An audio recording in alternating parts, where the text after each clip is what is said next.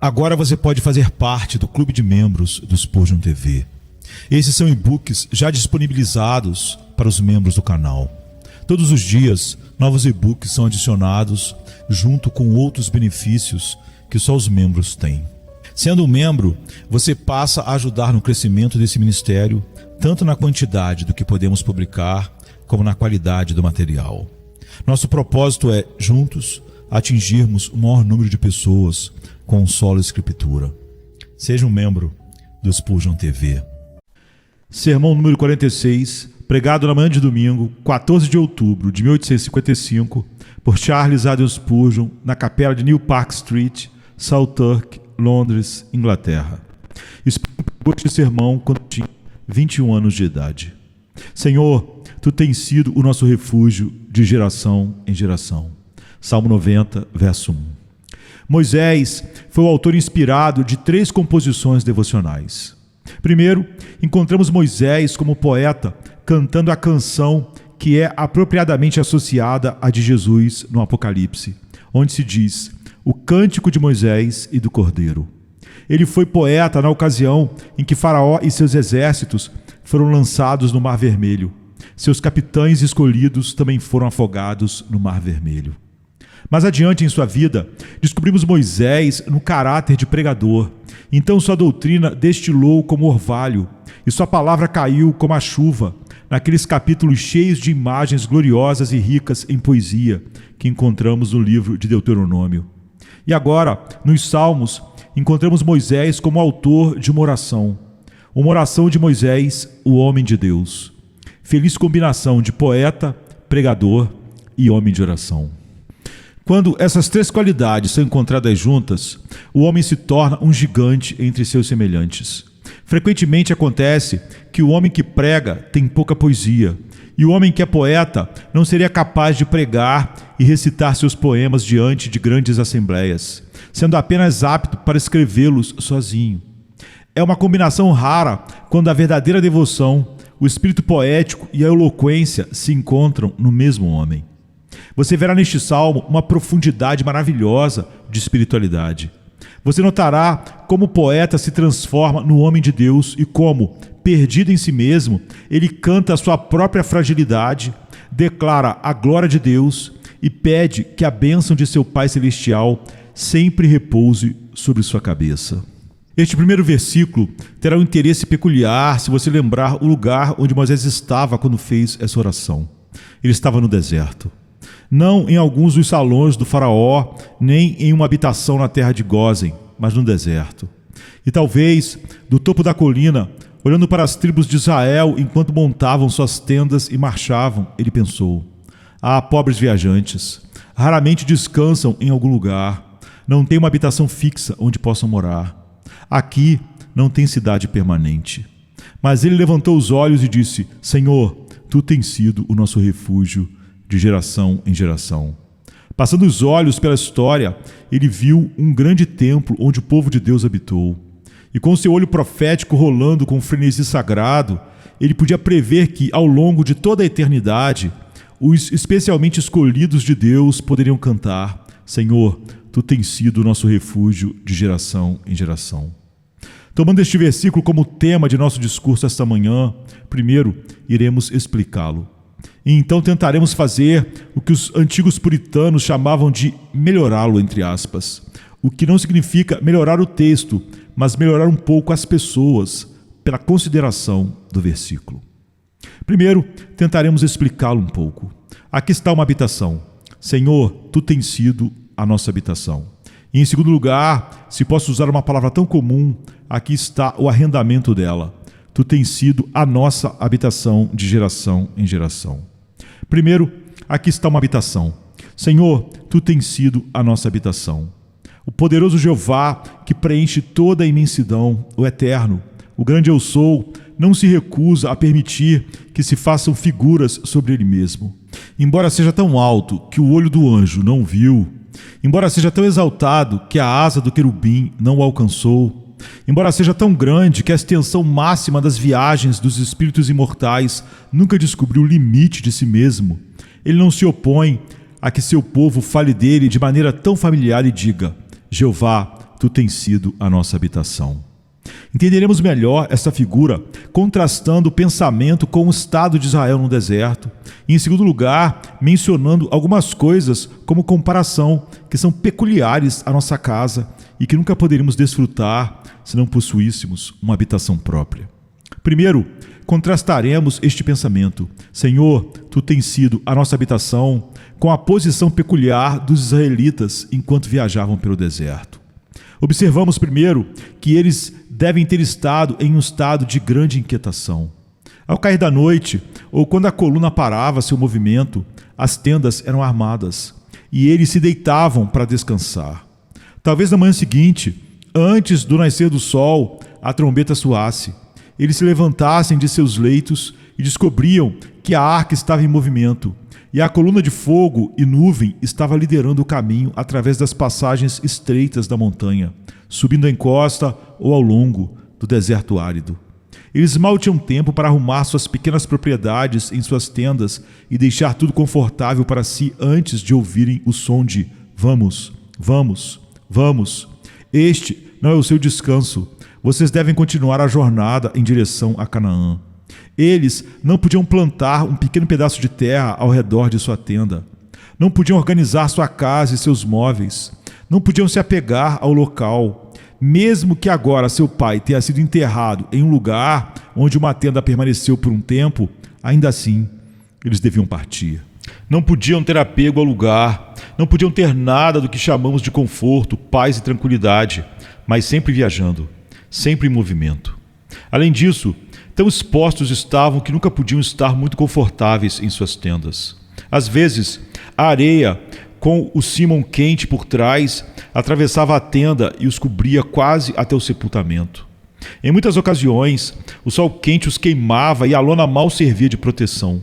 Em outros momentos, o vento frio do norte os congelava, de modo que dentro de suas tendas eles se sentavam tremendo e se encolhendo ao redor de suas fogueiras.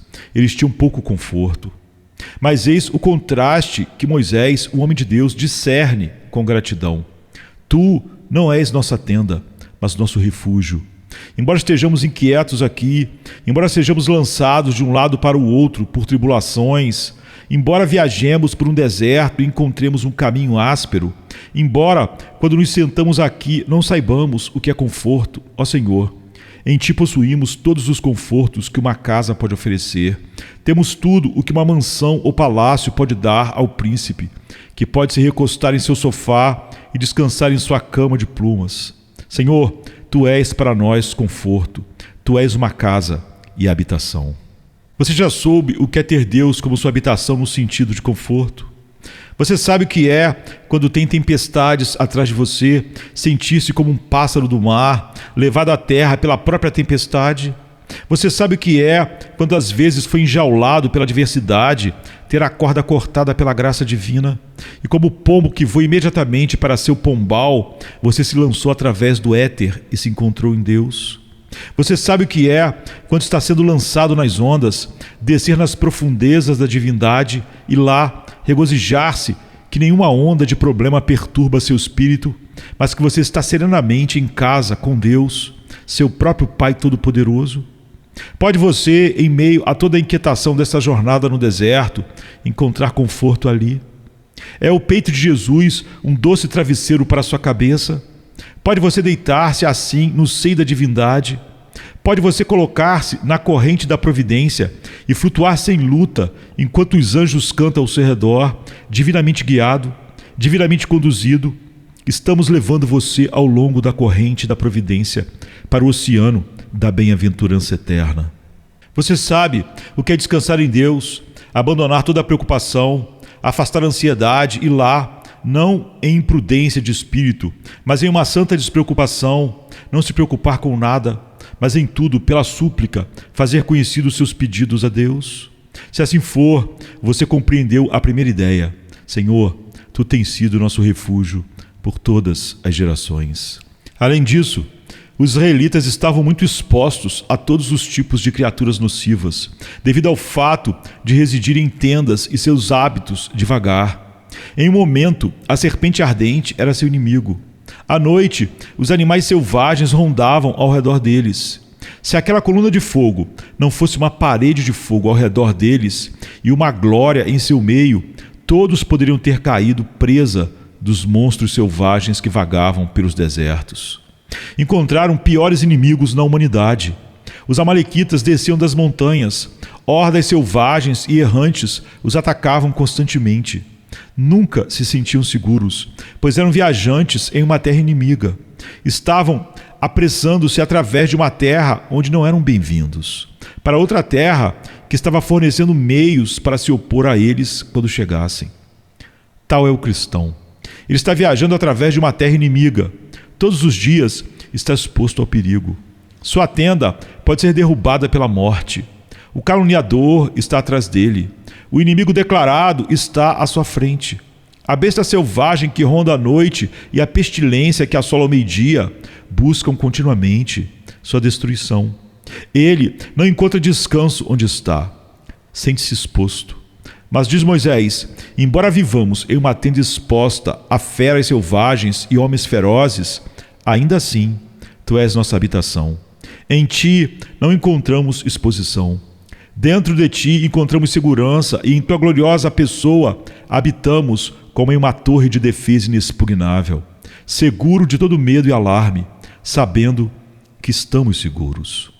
Ó cristão, você soube o que é estar no meio das batalhas, com flechas voando densamente ao seu redor, mais do que seu escudo pode captar, e ainda assim estar tão seguro, como se estivesse cruzando os braços e descansando dentro das muralhas de alguma fortaleza forte, onde a flecha não pode alcançá-lo e onde nem mesmo o som da trombeta pode perturbar seus ouvidos?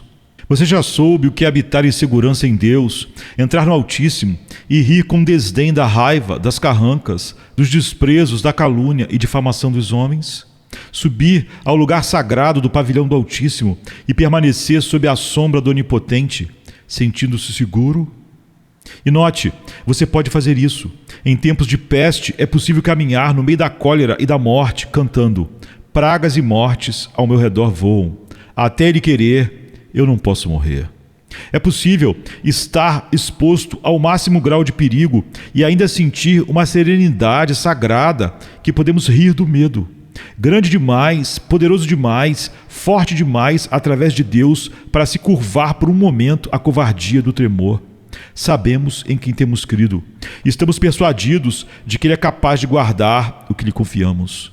Quando homens sem lar vagam, quando pobres espíritos aflitos, batidos pela tempestade, não encontram refúgio, entramos em Deus e fechamos a porta da fé atrás de nós, dizemos: uivem ventos, soprem tempestades, rugem feras selvagens, venham ladrões. Aquele que fez de Deus seu refúgio encontrará uma morada mais segura, andará todo dia à sua sombra e ali à noite descansará a cabeça. Senhor, nesse sentido, Tu tens sido nossa habitação. Além disso, o pobre Israel no deserto estava continuamente exposto a mudanças. Nunca estavam em um lugar por muito tempo. Às vezes, podiam permanecer por um mês em um lugar, perto das 70 palmeiras. Que lugar doce e agradável para sair a cada manhã, sentar-se ao lado do poço e beber daquela água corrente clara. Avante, clama Moisés, e ele os leva a um lugar onde as rochas nuas se destacam na encosta da montanha e a areia vermelha e ardente está sob seus pés. Víboras surgem ao redor deles e moitas espinhosas crescem em vez de vegetação agradável. Que mudança eles têm! Contudo, em outro dia, eles chegarão a um lugar ainda mais desolado. Caminham por um desfiladeiro tão estreito e fechado que os assustados raios do sol mal ousam entrar em tal prisão, com medo de nunca encontrarem o caminho de volta. Eles devem seguir de lugar em lugar, mudando continuamente, nunca tendo tempo para se estabelecer e dizer: agora estamos seguros, neste lugar habitaremos. Aqui novamente, o contraste lança luz sobre o texto. Diz Moisés, embora estejamos sempre mudando, Senhor, Tu tens sido nosso refúgio por todas as gerações. O cristão não conhece mudança em relação a Deus. Ele pode ser rico hoje e pobre amanhã. Ele pode estar doente hoje e bem amanhã. Ele pode estar feliz hoje, amanhã pode estar sendo angustiado. Mas não há mudança em relação ao seu relacionamento com Deus. Se Ele me amou ontem, Ele me ama hoje. Eu não sou nem melhor nem pior para Deus do que jamais fui. Que as perspectivas sejam arruinadas, que as esperanças sejam destruídas, que a alegria se desvaneça, que o mofo destrua tudo. Eu não perdi nada do que tenho em Deus. Ele é minha forte habitação para onde posso recorrer continuamente. O cristão nunca se torna mais pobre e nunca fica mais rico em relação a Deus. Aqui, ele pode dizer, está algo que nunca pode passar ou mudar. Na testa do Eterno não há uma ruga. Seus cabelos não são branqueados pela idade. Seu braço não está paralisado pela fraqueza. Seu coração não muda em seus afetos. Sua vontade não varia em seu propósito. Ele é o imutável Jeová, firme e para sempre. Tu és a nossa habitação. Assim como a casa não muda, mas permanece no mesmo lugar, assim te encontrei desde a minha juventude. Quando pela primeira vez fui lançado sobre ti, desde o seio da minha mãe, te encontrei como meu Deus da providência. Quando primeiro te conheci por aquele conhecimento espiritual que só tu podes dar, te encontrei uma habitação segura. E te encontro assim agora. Sim, quando eu estiver velho de cabelos grisalhos, sei que não me abandonarás. Tu serás a mesma habitação em todas as gerações. Mais um pensamento ao contrastar a posição dos israelitas com a nossa, que é o cansaço. Quão cansados devem ter estado os israelitas no deserto. Quão cansadas devem ter ficado as solas de seus pés com suas constantes jornadas. Eles não estavam em um lugar de repouso, luxo e descanso, mas em uma terra de jornadas, cansaço e problemas. Eu penso em vê-los viajando, frequentemente enxugando o suor ardente de suas testas e dizendo: ó, se tivéssemos uma habitação onde pudéssemos descansar, ó, se pudéssemos entrar em uma terra de vinhas e romães, uma cidade onde pudéssemos desfrutar da imunidade contra o alarme. Deus nos prometeu isso, mas não encontramos. Resta um descanso para o povo de Deus, ó, que possamos encontrá-lo. Cristão, Deus é a sua habitação nesse sentido. Ele é seu descanso e você nunca encontrará descanso, exceto nele. Eu desafio um homem que não tem Deus a ter uma alma em descanso. Aquele que não tem Jesus como seu Salvador será sempre um espírito inquieto. Leia alguns versos de Byron e você encontrará ele, se ele estava verdadeiramente se retratando, como a própria personificação daquele espírito que andava de um lado para outro, buscando descanso e não encontrando nenhum. Aqui está um dos seus versos. Eu vou como um pássaro do ar, em busca de um lar e descanso, um bálsamo para a doença do cuidado e da ansiedade, uma felicidade para um peito não abençoado.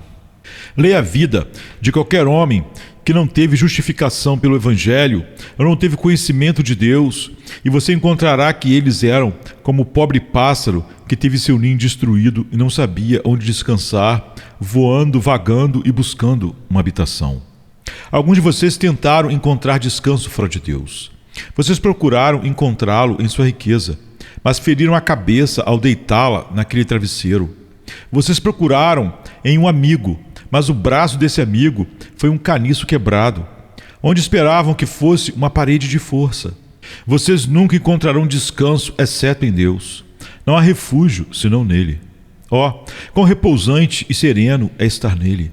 É mais que sono, mais que calma, mais que quietude, mais profundo que a quietude morta do mar silencioso em suas maiores profundezas, onde ele não é perturbado pela menor ondulação e os ventos nunca podem entrar. Há uma calma sagrada e um doce repouso que só o cristão conhece, algo como as estrelas adormecidas lá em cima em leito de azul. Ou como o repouso seráfico que podemos supor que os espíritos beatificados têm quando diante do trono continuamente se curvam. Há um descanso tão profundo e calmo, tão quieto e sereno, tão profundo que não encontramos palavras para descrevê-lo. Você já experimentou e pode se alegrar nisso. Você sabe que o Senhor tem sido o seu refúgio, seu doce, calmo, constante lar, onde você pode desfrutar da paz em todas as gerações. Mas eu me alonguei demais sobre esta parte do assunto, então vou falar sobre isso de uma maneira diferente. Primeiramente, o lugar de habitação do homem é o lugar onde ele pode se descontrair, sentir-se em casa e falar familiarmente. Nesse púlpito, devo controlar um pouco minhas palavras. Lido com homens do mundo que observam minha fala e estão sempre à espreita. Homens que desejam ter isso ou aquilo para revender. Devo estar em guarda. Assim, vocês homens de negócios, quando estão na bolsa de valores ou em sua loja, têm que se proteger. O que o homem faz em casa? Ele pode abrir o coração e fazer e dizer o que quiser. É a sua própria casa, sua habitação. E ele não é o mestre lá. Ele não deve fazer o que quiser com o que é seu, certamente, pois ele se sente em casa. Ah, meus amados, vocês já se sentiram em casa em Deus? Já estiveram com Cristo e contaram seus segredos a Ele e perceberam que podiam fazê-lo sem reservas? Nós geralmente não contamos segredos a outras pessoas, pois se o fazemos e as fazemos prometer que nunca contarão, elas nunca contarão, exceto a primeira pessoa que encontrarem. A maioria das pessoas a quem se contam segredos são como a senhora de quem se diz que nunca contava seus segredos, exceto a 2 tipos de pessoas: aqueles que perguntavam e aqueles que não perguntavam. Vocês não devem confiar em homens do mundo, mas sabem o que é contar todos os seus segredos a Deus em oração, sussurrar todos os seus pensamentos a Ele. Você não tem vergonha de confessar seus pecados a Ele com todos os seus agravantes. Você não faz racionalizações para Deus, mas menciona todos os agravantes e descreve todas as profundezas de sua baixeza. Então, quanto aos pequenos desejos, você se sentiria envergonhado de contar a outra pessoa. Diante de Deus, você pode contar todos. Você pode contar a Ele sua tristeza, que não sussurraria ao seu amigo mais querido. Com Deus, você pode sempre estar em casa. Não precisa se conter. O cristão imediatamente dá a Deus a chave do seu coração e deixa que Ele mexa em tudo. Ele diz: aqui está a chave de cada armário. É meu desejo que tu os abra todos. Se há joias, são suas. E se há coisas que não deveriam estar lá, expulse-as. Examine-me e prove meu coração. Quanto mais Deus vive no cristão, mais o cristão o ama.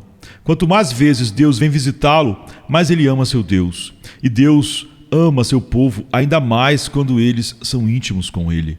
Você pode dizer nesse sentido: Senhor, tu tens sido meu refúgio. Além disso, a casa do homem é o lugar onde seus afetos estão centralizados. Deus nos livre daqueles homens que não amam suas casas.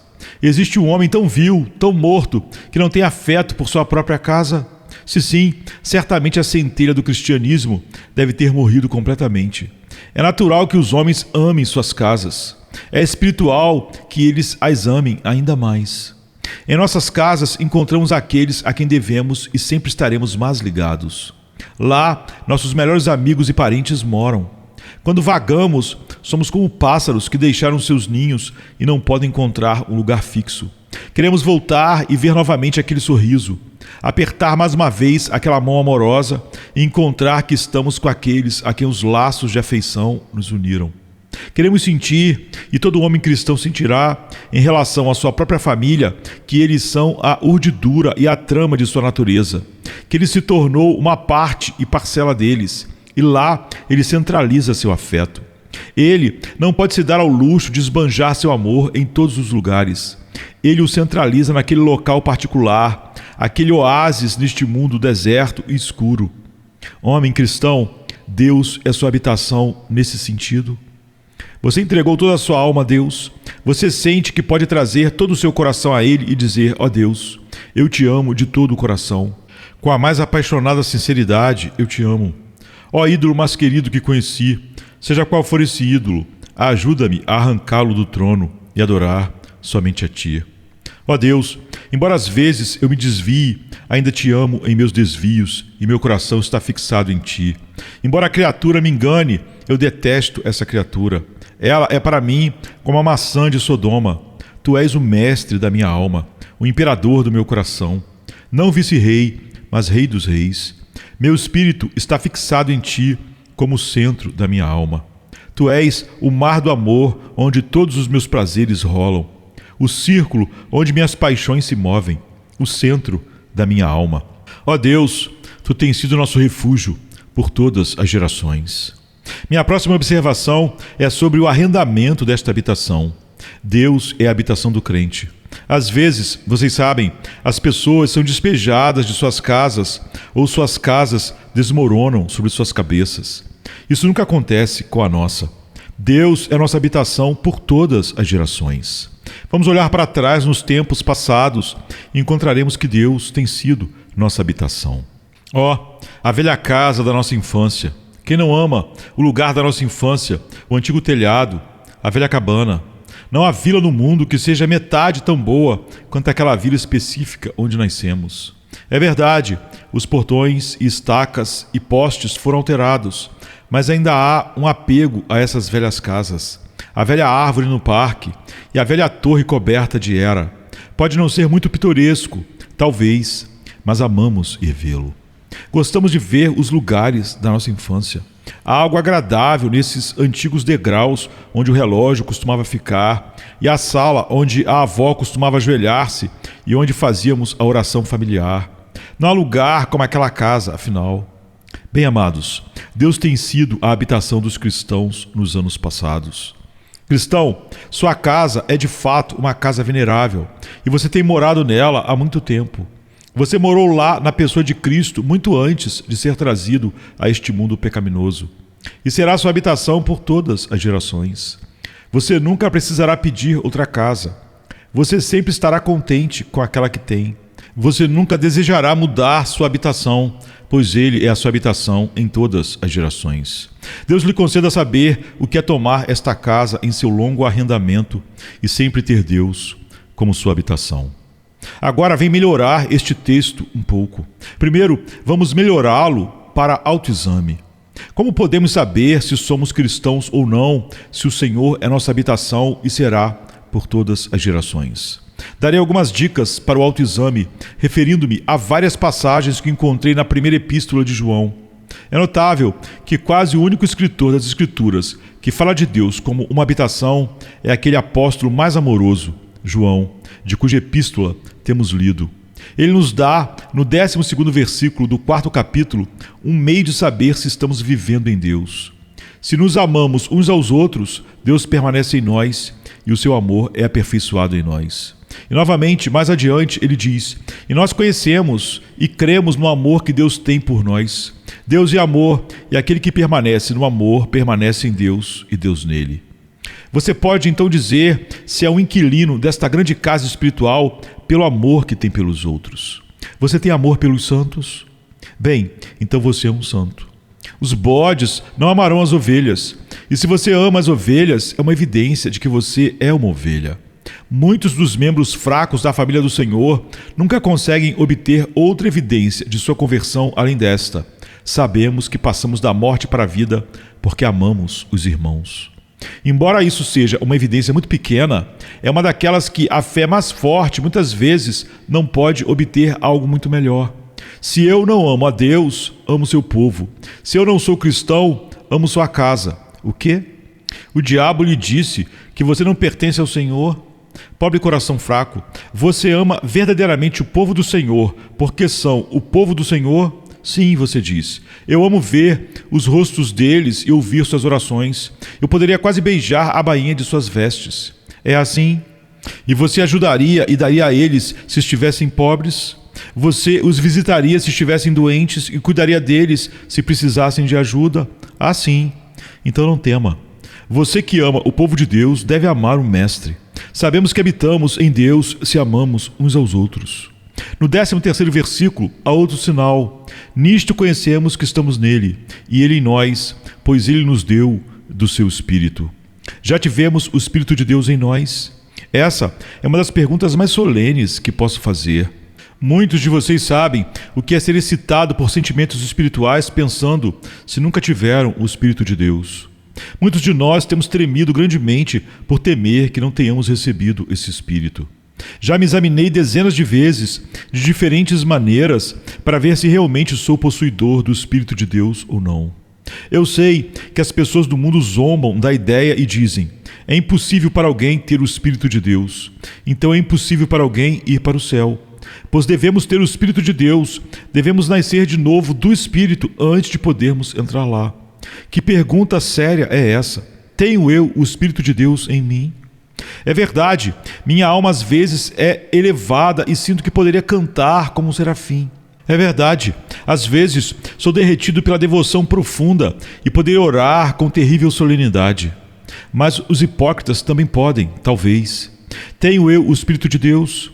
Você tem alguma evidência dentro de você de que tem o Espírito? Tem certeza de que não está trabalhando sob uma ilusão e um sonho? Você realmente tem o Espírito de Deus dentro de você? Se sim, você habita em Deus. Esse é o segundo sinal. Mas o apóstolo dá outro sinal no 15º versículo. Qualquer que confessar que Jesus é o Filho de Deus, Deus está nele e ele em Deus. A confissão da nossa fé no Salvador é outro sinal de que vivemos em Deus.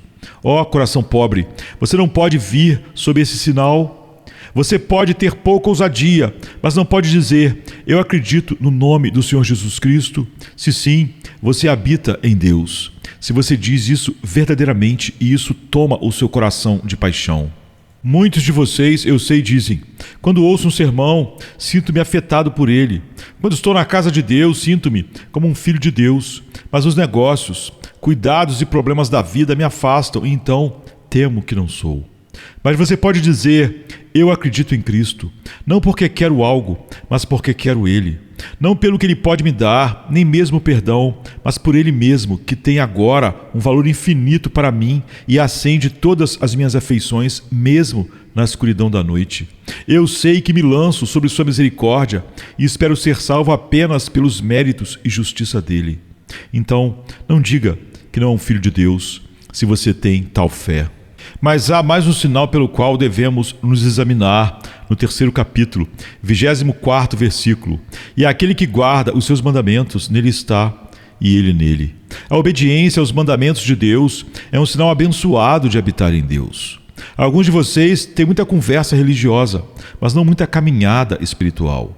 Um grande estoque de piedade externa, mas não muita piedade real interior que se desenvolve em suas ações. Essa é uma dica para alguns de vocês que sabem que é certo serem batizados e não são. Vocês sabem que é um dos mandamentos de Deus que aquele que crer e for batizado será salvo. E estão negligenciando o que sabem ser seu dever. Vocês estão habitando em Deus, não tenho dúvidas, mas falta uma evidência disso, a saber, a obediência aos mandamentos de Deus. Obedeçam a Deus e então saberão que estão habitando nele. Mas tenho mais uma palavra de melhoria, e essa é uma de congratulação. Vocês que habitam em Deus, permitam-me congratulá-los. 3 vezes felizes são vocês se estão habitando em Deus. Não precisam corar ao se comparar com os anjos. Não precisam pensar que alguém na terra pode compartilhar tal felicidade como a de vocês. Sião, ó, quão abençoada é você, livre de todos os pecados.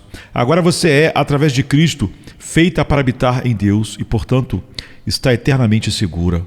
Eu os congratulo, cristãos, primeiro, por terem uma casa tão magnífica para habitar. Vocês não têm um palácio que será tão deslumbrante quanto o de Salomão, um palácio poderoso, tão imenso quanto as habitações dos reis da Assíria ou Babilônia. Mas vocês têm um Deus que é mais do que criaturas mortais podem contemplar. Vocês habitam em uma estrutura imortal. Vocês habitam na divindade, algo que está além de toda habilidade humana. Eu os congratulo, além disso, por viverem em uma casa tão perfeita. Nunca houve uma casa na terra que não pudesse ser melhorada um pouco. Mas a casa em que vocês habitam tem tudo o que precisam. Em Deus, vocês têm tudo o que requerem.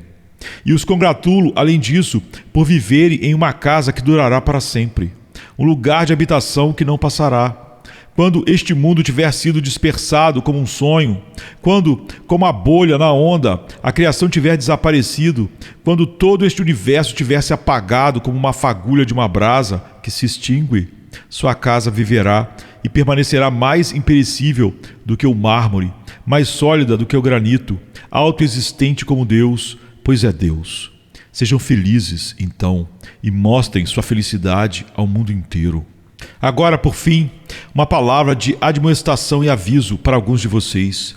Meus ouvintes, que pena termos que dividir nossa congregação, que não podemos falar com vocês como um todo, sendo todos verdadeiramente cristãos, homens que verdadeiramente habitam em Deus. Nesta manhã, gostaria de poder pegar a palavra de Deus e dirigi-la a todos vocês, para que todos pudessem compartilhar das doces promessas que ela contém. Mas alguns de vocês não as aceitariam, mesmo se eu as oferecesse. Alguns de vocês desprezam Cristo, meu bendito Mestre. Muitos de vocês acham que o pecado é apenas um detalhe e que a graça não é grande coisa. O céu é uma visão turva e o inferno é algo que, se existe, não os atemoriza, pois acham que de alguma forma jamais estariam lá. Alguns de vocês são descuidados, endurecidos e sem pensamentos ternos sobre a verdade, sem Deus e sem Cristo. Ó meus ouvintes, me pergunto como posso ter tão pouca benevolência por não pregar mais fervorosamente a vocês. Penso que, se pudesse ter uma estimativa correta do valor de suas almas, eu não falaria como falo agora, com uma língua gaguejante, mas com palavras flamejantes. Tenho grande motivo para corar de vergonha pela minha própria preguiça, embora Deus saiba que me esforcei para pregar a verdade de Deus o mais veementemente possível e gastaria a mim mesmo em seu serviço. Mas me pergunto, por que não estou em cada rua de Londres pregando sua verdade? Quando penso nas milhares de almas nesta grande cidade que nunca ouviram falar de Jesus, que nunca o ouviram, quando penso em quanta ignorância existe e quão pouca pregação do Evangelho há, quantas poucas almas são salvas, penso, ó Deus, quão pouca graça devo ter que não me esforço mais pelas almas. Uma palavra de advertência. Você sabe, pobre alma, que não tem uma casa para morar. Você tem uma casa para seu corpo, mas não tem uma casa para sua alma. Já viu uma pobre garota à meia-noite sentada num degrau de porta chorando? Alguém passa e diz: por que está sentada aqui? Eu não tenho casa, Senhor. Não tenho lar. Onde está seu pai? Meu pai está morto, Senhor. Onde está sua mãe? Eu não tenho mãe, Senhor. Você não tem amigos? Nenhum amigo? Você não tem casa? Não, não tenho. Estou sem lar. E ela treme no ar frio e envolve-se com o seu pobre chale esfarrapado e chora novamente. Eu não tenho casa, não tenho lar. Você não teria pena dela? Você a culparia por suas lágrimas? Há alguns de vocês que têm almas sem lar aqui esta manhã. É algo ter um corpo sem lar, mas pensar em uma alma sem lar. Imagino vê-lo na eternidade sentado no degrau da porta do céu. Um anjo diz: o quê? Você não tem uma casa para morar? Não tenho casa, Senhor, diz a pobre alma. Você não tem pai? Não, Deus não é meu pai e não há outro além dele. Você não tem mãe? Não, a igreja não é minha mãe. Eu nunca busquei seus caminhos, nem amei a Jesus. Não tenho pai nem mãe. Você não tem casa, então? Não, sou uma alma sem lar. Mas há algo pior sobre isso. Almas sem lar têm que ser enviadas para o inferno, para um calabouço, para um lago que queima com fogo. Alma sem lar. Em pouco tempo seu corpo terá desaparecido. E onde você se abrigará quando o granizo quente da vingança eterna vier do céu? Onde você esconderá sua cabeça culpada quando os ventos do último dia do julgamento varrerem você com fúria? Onde você se abrigará quando a tempestade da ira terrível vier contra você como uma tempestade contra um muro, quando a escuridão da eternidade vier sobre você e o inferno se fechar ao seu redor? Será em vão para você clamar: rochas, escondam-me, montanhas, caiam sobre mim. As rochas não lhe obedecerão, as montanhas não o esconderão. As cavernas seriam palácios se você pudesse morar nelas, mas não haverá cavernas para você esconder sua cabeça. Mas você será uma alma sem lar, um espírito sem lar, vagando pelas sombras do inferno, atormentado, desamparado, aflito, e isso por toda a eternidade. Pobre alma sem lar, você quer uma casa? Eu tenho uma casa para alugar esta manhã para cada pecador que sente sua miséria. Você quer uma casa para sua alma? Então vou condescender com homens de baixa estatura e dizer em linguagem simples que tem uma casa para alugar. Você me pergunta qual é o preço de compra? Eu lhe direi: é algo menos do que a natureza humana orgulhosa gostaria de dar. É sem dinheiro e sem preço. Ah, você gostaria de pagar algum aluguel, não é? Você adoraria fazer algo para ganhar Cristo. Você não pode ter a casa, então. É sem dinheiro e sem preço. Eu já lhe contei o suficiente sobre a casa em si, então não vou descrever suas excelências. Mas vou lhe dizer uma coisa: se você sente que é uma alma sem lar esta manhã, pode não ter a chave amanhã. E se você se sente uma alma sem lar hoje, pode entrar nela agora. Se você tivesse uma casa própria, eu não a ofereceria a você. Mas como você não tem outra, aqui está. Você aceitará a casa do meu mestre por um arrendamento para toda a eternidade, sem nada a pagar por isso, nada além do aluguel, do amor e do serviço a ele para sempre. Você recebeu como um dom um coração para crer em Jesus e habitará nele por toda a eternidade, ou ficará contente em ser uma alma sem lar? Entre, Senhor. Veja, ela está mobiliada de cima a baixo com tudo que você precisa. Tem porões cheios de ouro, mais do que você gastará enquanto viver. Tem uma sala onde você pode se entreter com Cristo e se banquetear com seu amor. Tem mesas bem abastecidas com comida para você viver para sempre. Tem uma sala de estar de amor fraternal, onde você pode receber seus amigos. Você encontrará uma sala de descanso lá em cima, onde poderá descansar com Jesus. E no topo há um mirante de onde você pode ver o próprio céu. Você aceitará a casa ou não? Se você está sem lar, dirá: eu gostaria de ter a casa, mas posso tê-la? Sim, aqui está a chave. A chave é: venha Jesus. Você diz: estou muito maltrapilho para tal casa. Não importa, há vestes lá dentro. Como Roland Hill disse uma vez: venha nu, venha imundo, venha esfarrapado, venha pobre, venha miserável, venha sujo, venha como você está. Se você se sente culpado e condenado, venha. E embora a casa seja boa demais para você, Cristo o tornará bom o suficiente para a casa em breve. Ele o lavará e o purificará, e você ainda poderá cantar com Moisés, com a mesma voz firme: Senhor, Tu tens sido a minha habitação por todas as gerações. Sexta-feira chega trazendo a noite em seu manto. Jesus em súplicas, enquanto Pedro sucumbe ao encanto do sono. Judas, com seu beijo, selou o destino. Traição que esboça o pranto. No silêncio da noite, a esperança parece se esconder, mas o eco do domingo aos poucos começa a nascer. Pilatos em sua indecisão, o sinédrio em conspiração, a turba em escárnio desconhece a ressurreição. Discípulos fugitivos, corações partidos, Maria em lágrimas, Pedro nega, o galo canta anunciando a manhã que tarda. É sexta-feira,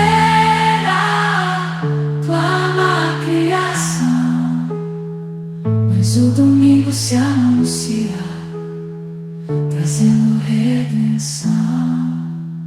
Nosso Salvador, sob o peso da cruz, caminha entre a multidão que zomba, sua santidade diminui. A coroa de espinhos, o sangue que escolhe marcas de amor infinito. É a sexta-feira, mas a esperança do domingo não está tão distante. Elevado na cruz, entre criminosos a dor se faz presente. O véu se rasga, a terra treme, o céu escurece, um silêncio envolvente. A pedra colocada, os guardas se postam, a vigília começa, mas a promessa do domingo no coração ainda aquece. É sexta-feira, mas não é o fim. Domingo vem aí com vitória sem fim. A escuridão parece reinar, a morte sorri, certa de sua vitória. É sexta-feira, mas a história ainda não conta.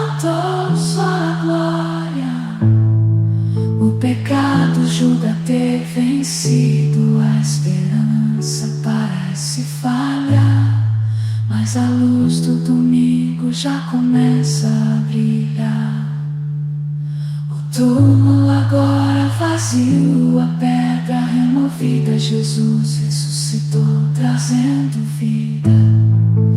Manhã de domingo, brilha a esperança restaurada. A morte foi vencida, a redenção proclamada. É sexta-feira, mas a alegria vem com o amanhecer. Domingo já chegou, ensinando-nos a renascer. Nosso Salvador, sob o peso da cruz, caminha entre a multidão que zomba, sua santidade diminui. A coroa de espinhos, o sangue que escorre, marcas de amor infinito. É sexta-feira, mas a esperança do domingo